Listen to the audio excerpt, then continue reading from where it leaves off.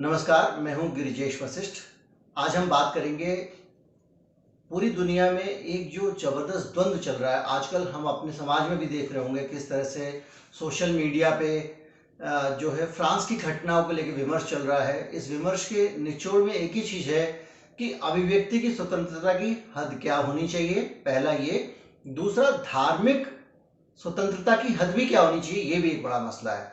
क्या धर्म को इतनी आज़ादी होनी चाहिए कि वो किसी के जुबान भूलने में उसकी जुबान काट ले, और क्या अभिव्यक्ति को इतनी आज़ादी होनी चाहिए कि वो किसी की धार्मिक भावना को ठेस पहुंचाए।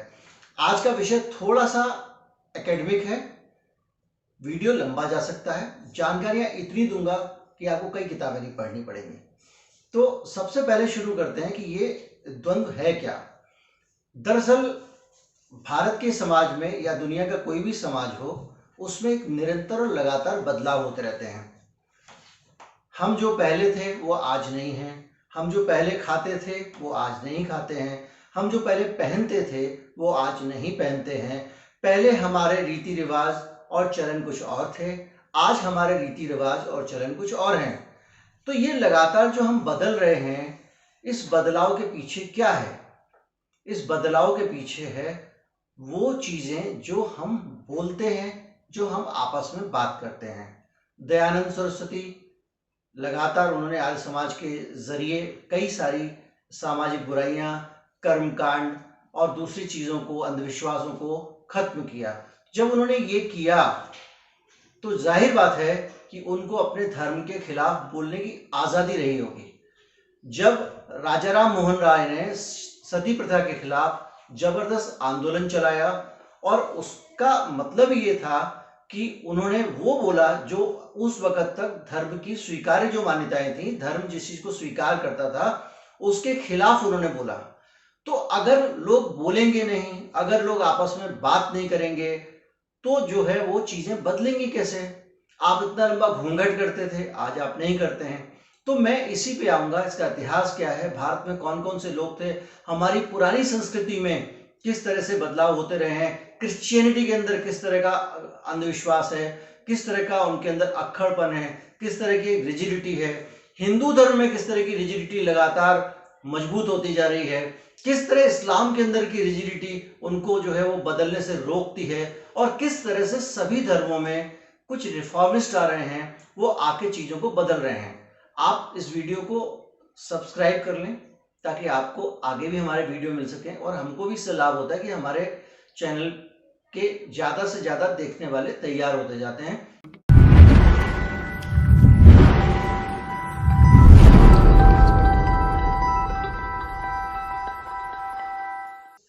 उम्मीद करते हैं आपने सब्सक्राइब के बाद घंटी वाला बटन दबाया होगा, और उसके बाद जो ऑल वाला निशान उसके बाद विकल्प आया होगा, उसको आपने चुन लिया होगा। अब आगे बढ़ते हैं, हम बातचीत करते हैं। बातचीत की शुरुआत करते हैं, जैसे मैंने आपको बताया कि अभिव्यक्ति की स्वतंत्रता की अहमियत क्या है। अभिव्यक्ति की स्वतंत्रता मानव विकास का एक बहुत अहम अंग है।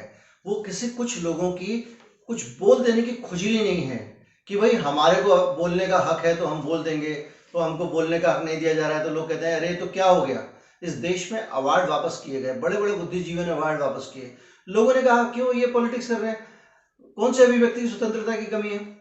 सवाल इस बात का है कि जब तक आप बोलेंगे नहीं तब तक चीजें लोग पता नहीं चलेंगी। जब विचार मुंह से निकलेंगे, अब मैं अगर ये डर के बैठ जाऊं कि मुझे जो है वो बदलाव नहीं करना है, मैं सवाल ना उठाऊं। आप, कई लोगों को एतराज होता है कि आप राम पे सवाल क्यों उठा रहे हैं, कई लोगों को एतराज होता है कि सीता भैया पे सवाल क्यों उठा रहे हैं, कुछ लोग का सवाल होता है कि आप ये क्यों बोल रहे हैं। बहुत सारे आप रोज व्हाट्सएप पे मैसेज पढ़ते होंगे, मैं उस डिटेल में जाना नहीं चाहता हूँ क्योंकि आज गंभीर डिस्कशन है।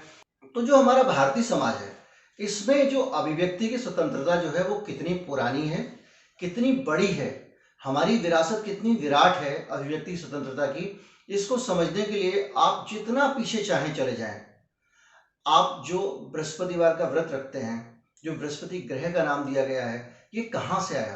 बृहस्पति कोई देवता नहीं होते हैं, बृहस्पति एक ऋषि थे, हिंदुस्तान के एक ऋषि थे जिन्होंने सबसे पहले ये बताया कि इंसान जो है वो कहीं से उसके अंदर कोई आत्मा घुसती नहीं है, आत्मा निकलती नहीं है। इंसान जो धरती पे मौजूद कण है, जो धरती पे मौजूद अणु परमाणु है, जो मैटर है धरती पे मौजूद, उसके जरिए ही बनता है और उसी के जरिए वो उसी में मिल जाता है। ना जीवन से पहले कुछ है, ना जीवन के बाद कुछ है।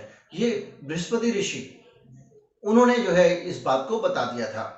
तो बृहस्पति ऋषि जो थे वो उन्होंने वास्तुशास्त्र और इसके अलावा नीति शास्त्र, अर्थशास्त्र, बहुत सारे चीज़ों पे काम किया और ग्रंथ लिखे।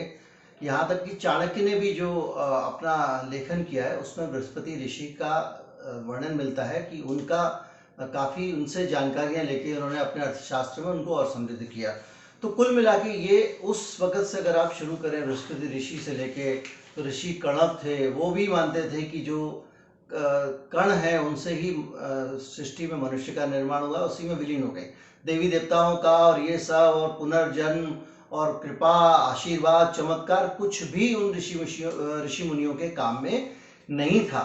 चारवाक ऋषि के बारे में आपने सुना होगा, बहुत ज़्यादा सुना होगा, क्योंकि इनके बारे में ज़्यादातर ये बात की जाती है कि यही जीवन है, यही मृत्यु है। ऋणम कृत्वा घृतम पिबेत, खाओ पियो ऐश करो और उसके साथ मर जाओ, क्योंकि ना तो इससे पहले कोई जीवन है ना उसके बाद कोई जीवन है। ये सारा का सारा वो दर्शन है जो पॉपुलर जो हमारी मान्यताएं हैं उसके विपरीत ये कहता था कि कोई ईश्वर नहीं होता है, जो होता है यही होता है। विज्ञान के जरिए जो है वो वैज्ञानिक प्रगति है जिससे इंसान का शरीर बन गया है, और ये जब खत्म हो जाता है तो खत्म हो जाता है। ऐसी ही मान्यताएं जो आधुनिक युग के अनीश्वरवादी हैं वो लोग भी मानते हैं कि यही जो है वो धरती पे यही है, जो है जब तक है आप यहीं पे हैं, ज़्यादा बात की मत सोचिए। तो ये मैंने आपको बताया कि ये इस तरह से अगर ये जो चिंतन है, ये विचार हैं, अगर ये भारत में इन विचारों को विकसित ना होने दिया गया होता तो शायद आज का आधुनिक विज्ञान है उसमें जो अनीश्वरवाद है और उसके कारण जिस तरह से ओरिजिन ऑफ लाइफ की जो सारी की सारी थ्योरीज हैं, कैसे धरती पे जीवन आया, डार्विन का विकासवाद का सिद्धांत है, उन सारी चीज़ों को नकार दिया गया होता। डार्विन को उधर की ईसाइयों ने नकार दिया होता, हमारे यहाँ पे जो हमारे ऋषि मुनियों की रिसर्च थी उसको हमारे यहाँ के लोगों ने नकार दिया होता, तो धरती का विकास कैसे होता। तो ये मैं इसलिए बता रहा हूँ, सारे के सारे उदाहरण आपको समझाने की कोशिश कर रहा हूँ कि भारत में बड़ी संख्या में अलग अलग तरह समय पे ऐसे लोग रहे हैं जिन्होंने ईश्वर को मानने से इनकार कर दिया है, जिन्होंने उसकी सत्ता को इसलिए मानने से इनकार कर दिया क्योंकि उनको लगता था कि यह वैज्ञानिक है। तो ये जो भारतीय हमारी परंपरा है उसमें असहमति और अभिव्यक्ति की आज़ादी ये निहित है। हमारे यहाँ पे लोगों को ये बोलने की आज़ादी है और समीक्षा करते रहते हैं, हम अपनी बात रखते हैं, उसके साथ में हम ये नतीजे भी निकालते हैं कि जो स्थापित मान्यताएं जो पहले से माना जा रहा था वो सही है या नहीं है। मेरा मानना ये है कि जो फ्रांस का मामला हो या दुनिया का कोई भी मामला हो, बोलने की आज़ादी होनी चाहिए। बोलने की आज़ादी से ही ज्ञान निकलता है। ज्ञान दिमाग के अंदर नहीं मर जाना चाहिए, उसको बाहर आना चाहिए, उसकी समीक्षा होनी चाहिए। वो खराब हो तो खारिज हो जाना चाहिए, अच्छा हो तो स्वीकार हो जाना चाहिए। आपसे भी मैं यही चाहूँगा कि जब भी मन में कोई विचार आए ज़रूर बताएं। ये वीडियो कैसा लगा ये भी बताएं, नीचे कमेंट कर दें। हम ऐसे वीडियो बनाते रहेंगे, आप तक लाते रहेंगे। नमस्कार, जय हिंद।